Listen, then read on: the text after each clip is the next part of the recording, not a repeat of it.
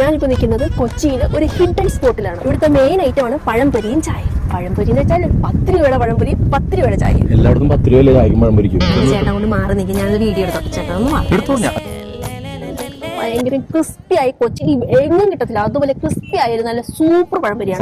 സാധാരണ പഴംപൊരി ഒരു ക്രിസ്പി ഇല്ല, അതേ തണുത്തിരിക്കണം. ഈ ശല്യപ്പെടുത്തൊന്നും മാറി നിൽക്കാവും. മൂന്നാറിലെ തേയില വെച്ചുണ്ടാക്കിയ നല്ല നാടൻ ചായ, നല്ല ചൂട്. അതെ, ആസാമിലെ തേയിലാണ് ലോക്കൽ, വെറും ലോക്കൽ ചായ.